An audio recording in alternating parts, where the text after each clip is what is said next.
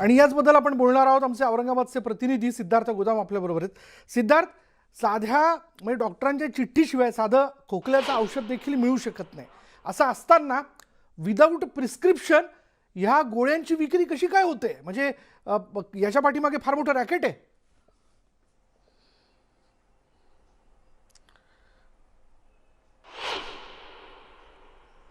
विशाल बरोबर आहे की ही गोळी उपलब्ध होते कशी हा सगळ्यात मोठा प्रश्न आहे.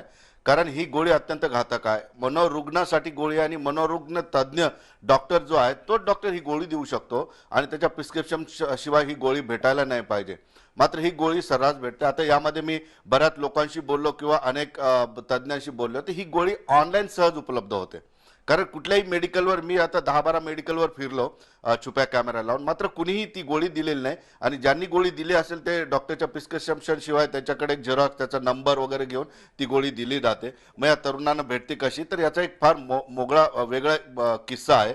पण ही या गोळीच्या नशेची सवय तरुणांना कशी लागली हा सुद्धा एक महत्त्वाचा विषय असायला पाहिजे. यामध्ये असं आहे की हे तरुण जे आहेत हा या गोळीचा अत्यंत स्वस्तात नशा होणार आहे. जवळपास 170 ते 175 रुपयाला 10 गोळ्याची ही स्ट्रीप भेटते आणि एक गोळी खाल्ली तर जवळपास 24 तासापेक्षा जास्त त्याला नशा राहते.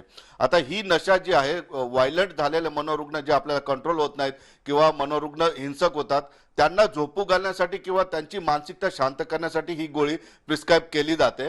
आता ही गोळी मनोरुग्णांनी खाल्ली तर ठीक आहे, त्याला लागू होते. मात्र सामान्य माणसाने ही गोळी जर खाल्ली तर त्याचे दुष्परिणाम होतात. एकतर तो गोळी खाल्ल्यानंतर झोपत नाही जो झोपायला पाहिजे आणि तो झोपत नसल्यामुळे त्याचा मेंदू रेस्टलेस होतो, तो बेचैन होतो, तो चिडचिडा होतो. आता आणखी यामध्ये धक्कादायक बाब अशी आहे विशाल की या गोळ्या खाऊन औरंगाबादमध्ये जवळपास 4 ते 5 मर्डर झालेले आहेत. आता पोलीस आपल्याला उघडपणे या गोष्टी कबूल करणार नाही, मात्र खाजगीमध्ये अधिकाऱ्यांनी सांगितलेलं आहे की मर्डर झाल्यानंतर या तरुणांना अटक केली आणि अटक केल्यानंतर त्यांची नशा उतरल्यानंतर त्यांनी काय केलं हे त्यांना लक्षात राहत नाही.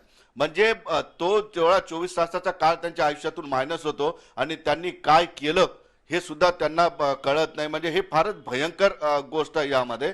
आणि आता ही गोळी जी आहे आपण पुढच्या भागात ते सविस्तरपणे दाखवणार आहोत.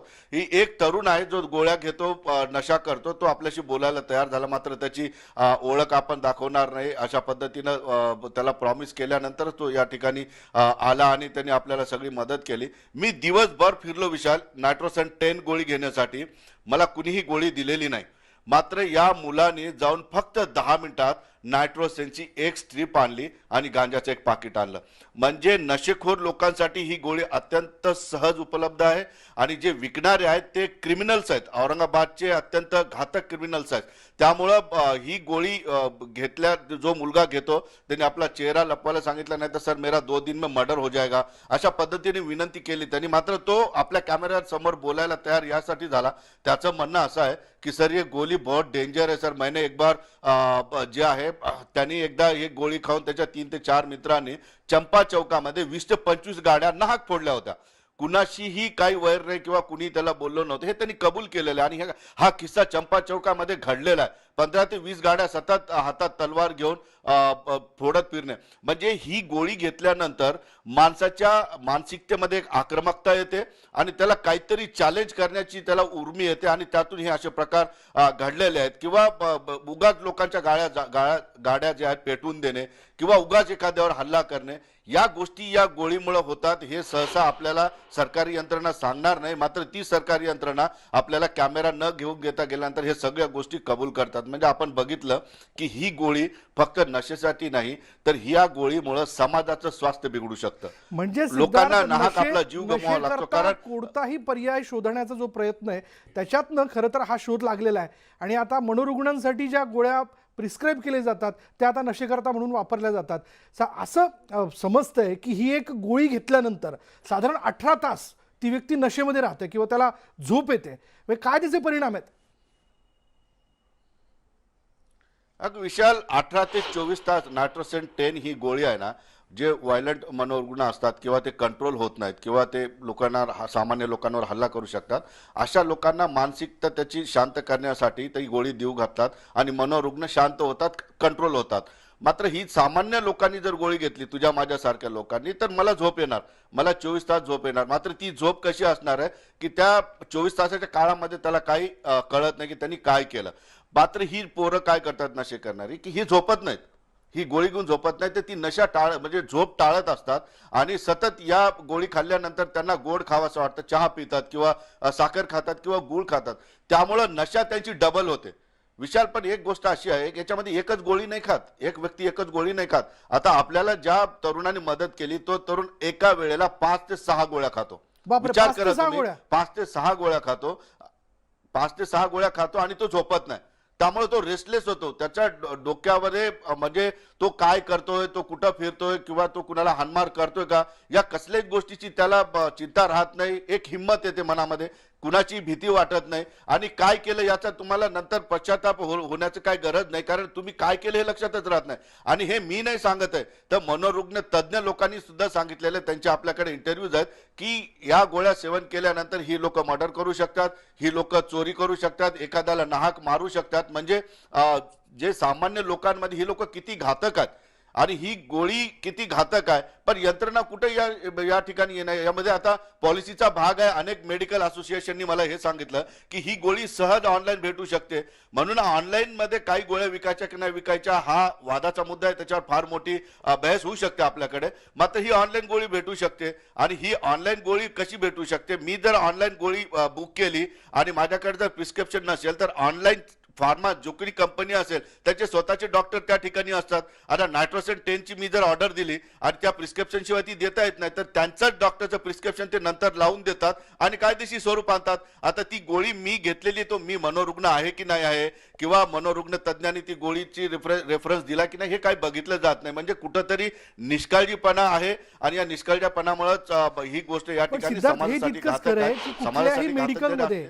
काही ठराविक अशी औषधं आहेत ज्याचा स्टॉक जो आहे तो रेकॉर्डवरती ठेवला जातो, म्हणजे सगळा स्टॉक रेकॉर्डवरती असतो. पण काही अशी औषधं आहेत जी ठराविक प्रिस्क्रिप्शन नंतरच दिली जातात. जसं तू म्हणाला की ऑनलाईन फार्माची लोक त्यांच्याकडे असणाऱ्या डॉक्टरांचं प्रिस्क्रिप्शन लावून त्याला कायदेशीर स्वरूप देतात. पण अन्न व औषध प्रशासन त्यांनी तरी या सगळ्या गोष्टींवरती दर महिन्याला जाऊन तपासणी करणं, लक्ष ठेवणं आवश्यक आहे. तिथे देखील रामभरोसे काम चाललंय का? रे विशाल, फारच म्हणजे मी ते बोलणार होतो, तू विचारून टाकलं की या गोळ्या ज्या बाहेर विकल्या जातात ना, याचा अन्न औषधीचा काही संबंध नाही असं त्या अधिकाऱ्यांचं म्हणणं आहे. बर, कारण त्यांचं म्हणणं काय आहे की कुठं जाऊन कोण गोळी घेतो हे बघणं आमचं काम नाही. त्यांचं म्हणणं असं आहे की एखाद्या मेडिकलवर गोळ्या किती आल्या नायट्रोसेन 10 आणि त्या गोळ्या त्यांनी किती विकल्या हे महिन्याला तो स्टॉक तपासतात. माझ्याकडे मी मेडिकल स्टोअरवाला आहे, माझ्याकडे 50 गोळ्या आल्या, मी त्यातील 25 गोळ्या विकल्या. 25 गोळ्या कुणाला विकल्या त्यांचे झेरॉक्स मी ठेवतोय प्रिस्क्रिप्शनचे. म्हणजे फूड अँड ड्रग्ज वाल्यांचं काम काय आहे, साठा तपासणे आणि कुणाला दिला, बाहेर जाऊन ती गोळी कोण खातंय हे बघणं त्यांचं काम नाहीये. आणि आता पोलिसांचा विषय असा आहे की पोलीस म्हणतात की ती गोळी खाणारा माणूस मनोरुग्ण आहे की नाही आहे, त्यांनी ती गोळी खायला पाहिजे की नाही पाहिजे, काम आमचं नाही. म्हणजे बघा, म्हणजे फूड अँड ड्रग्ज हे सुद्धा हात वर करतं, पोलिसांचा सुद्धा या ठिकाणी रोल येत नाही. मग या गोळ्यांना अटकाव करायचा तर कुणी करायचा हा मोठा प्रश्न आहे. कदाचित आपला या कार्यक्रमानंतर एखादी पॉलिसी पण ठरू शकते किंवा फूड अँड ड्रग्सकडे जबाबदारी द्या किंवा पोलिसांकडे जबाबदारी द्या. फक्त एखाद्या वेळेस कुठं साठा पकडला गेला, अन्न औषधीची लोक जातात, पोलीस जातात, पंचनामा करतात, निघून जातात, पण ती नशा कशी रोखायची याचं कुणालाही काही पडलेलं नाही. यामध्ये समाज धोक्यात आहे आणि त्यातल्या त्यात जास्त आपली युवा पिढी त्यापेक्षा डबल जास्त धोक्यात आहे. सिद्धार्थ, त्यात तू जसं म्हणाला की एक युवक तुला भेटला जो एका वेळी 4 ते 5 या पद्धतीच्या गोळ्या घेतो, त्यांनी म्हणजे तुला कुठल्याही मेडिकलमध्ये ही गोळी मिळाली नाही, पण त्या युवकाने अगदी 5 ते 10 मिनिटात जाऊन ती गोळी आणली. मग याचाच अर्थ ज्या ठिकाणाहून त्यांनी आणलेली, तो खुलासा आपण पुढल्या भागात करूच, पण ज्या ठिकाणाहून त्यांनी गोळी आणली तिथे हे ठराविक चेहरे ओळखले जातात का किंवा त्यांनाच ही दिली जाते असं काही म्हणायचं का? विशाल, याच्यामध्ये फार गमतीशीर किस्सा असा आहे की मी त्या तरुणाला शोधून काढला आणि त्याला म्हटलं की मला तुझा इंटरव्ह्यू करायचा आहे. तर तो सुरुवातीला तुम पोलीस वाले दिख रहे भाई, नको मेरे को अंदर कर देंगे, तुम चल जाओ, असं त्याने मला थोडंसं हे केलं. पण एक दुसरा मध्यस्थ होता माझा ओळखीचा सोशल वर्कर, मी त्याला मध्यस्थी करून त्या पोराटपाशी गेलेलो आहे आणि त्याला सहज विचारलं की बाबा मी तर फिरलो दिवसभर या गोळीसाठी, तुला ही गोळी कशी भेटू शकते का, मी जर पैसे दिले तर आणू शकतो का तू? तो म्हटलं सर 5 मिनिट में लाता मैं. मला आश्चर्याचा धक्का बसला. मी म्हटलं नायट्रोसेन 10 ने हा दुसरी कोणती तरी गोळी आणेल, पण त्या तरुणाने फक्त 10 मिनिटांमध्ये नायट्रोसेन 10 जी बॅन आहे, जी डॉक्टरांच्या प्रिस्क्रिप्शन शिवाय दिली जाऊ नये, कायद्यात शिक्षेची तरतूद आहे, ही गोळी त्यांनी फक्त 5 मिनिटात आणली. बरं, फक्त नायट्रोसेन 10 स्ट्रीप जर नाही आणली, त्याच्यासोबत त्याने एक बोनस गांजाचा पाकिट सुद्धा मला आणलं. तो म्हटला सर गांजा ये गोली सारा मिळता है बोले.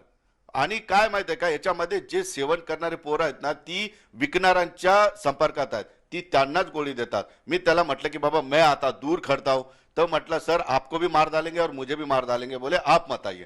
म्हणून मी त्या ठिकाणी जायचं थांबलो. पण मी शेवटी विचार असा केलेला की यामध्ये विकणाराचा विषय आपल्यासाठी महत्वाचा नाही, ती अवेलेबल कुठं होते किंवा या पोरांपर्यंत पोहोचते कसे. आता जर ही पोरच न घेता जर त्या गोळीकडे त्यांनी पाठ फिरवलं तर विकणारा काही करू शकणार नाही. किंवा कुणी जबाबदारी घ्यावी, अन्न औषध विभाग असेल, पोलीस असेल, जिल्हा प्रशासन असेल, किंवा ही जबाबदारी कुणाकडे तरी गेली पाहिजे, जेणेकरून ज्या भागांमध्ये या गोळ्यांचं सेवन केलं जातं, विशाल अनेक ग्राउंड, अनेक शहरातले जे पडिक गार्डन्स आहेत त्या ठिकाणी 50-60 पोरं जर सहज बसलेले असतात दुपारच्या वेळेत 2 ते 4 आणि संध्याकाळी रात्री 12-1 वाजेपर्यंत. त्या ठिकाणी पोलिसांची गस्त असते, पोलीस सहज हटकत नाही त्यांना की तुम्ही तर काय करता एवढ्या रात्री, किंवा कसल्याही पद्धतीचा धाक या पोरांना नाही. या पोरांकडे हत्यारं असतात, त्यांच्याकडे तलवारी, चाकू असतात, आणि सहज तिथून नशा करून यांना जर लहर आली, मी विचार करून बोलतो की लहर आली, चलो आपण कुछ तो भी फोडते, तर हे सरळ बाहेर येतात. तिथून त्या 10-15 गाड्या सरळ लाईननी फोडत जातात, किंवा रस्त्यामध्ये चौकामध्ये चाकू तलवार घेऊन डान्स करतात. फार विचित्र आहे. याच्यामध्ये समाजाला भीतीदायकच चित्र आहे, आणि याची दखल कुणी घेत नाही, हे जास्त गंभीर आहे. विशाल, तू जसं म्हणाला की एका वेळी 3 ते 4 गोळ्या आणि सोबत गांजा, म्हणजे जॉईंट नशा जी आहे ती केली जाते, त्याचा एक वेगळा परिणाम या ठिकाणी या मुलांमध्ये दिसून येतो का? विशाल, ही मुलं ज्यावेळेस गोळी घेतात ना, ही माणसं नाही राहत. म्हणजे मी जनावरांची पण उपमा देणार नाही त्यांना, कारण ते शेवटी माणसंच आहेत. हे माणसं राहत नाहीत यासाठी की ना, ते काय करतात त्यांच्या मानसिकतेवर त्याचं कंट्रोल नसतं. मी एक साधा तुम्हाला एक मर्डरचा एक किस्सा सांगतो. औरंगाबादमध्ये आकाशवाणीजवळ एक मर्डर झाला होता मागच्या 2 महिन्याखाली. आपण ती बातमी सुद्धा केली होती. 2 मित्र त्या ठिकाणी नशा करत बसले होते, आणि त्यांच्यात बाचाबाची झाली.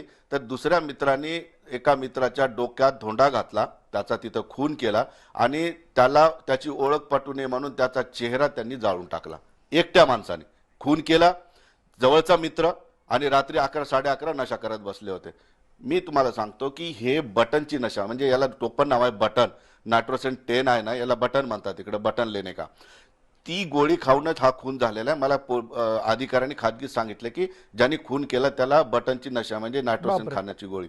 म्हणजे तू विचारतो की गोळी घेतल्यानंतर यांना काय कळतं का? गोळी घेतल्यानंतर यांना काही कळत नाही. यांच्या मानसिकतेवर यांचा ताबा नसतो, किंवा छोट्या गोष्टीहून हे चिडू शकतात, कुणावरही हल्ला करू शकतात. आणि त्याचमुळं औरंगाबादमध्ये 3 ते 4 मर्डर असे झालेले आहेत की ते गोळी खाल्ल्यामुळे झालेले आहेत. कारण त्यांना कळत नाही आपण काय करतो, कारण ही गोळी झोपीसाठी आहे. आता एक गोळी खाल्ली मनोरुग्णाने तर तो झोपू शकतो 18 ते 24 तास. तर ही लोक 4-4, 5-5 गोळी खातात विशाल, म्हणजे, आणि झोपत सुद्धा नाही. शिवाय आणि ह्या गोळ्या खाऊन त्याच्यात सुद्धा ते वेगळी गांजा त्याच्याबरोबर सुद्धा. दुसरी एक नशा करतात सिद्धार्थ. त्यामुळे एकूणच त्यांच्या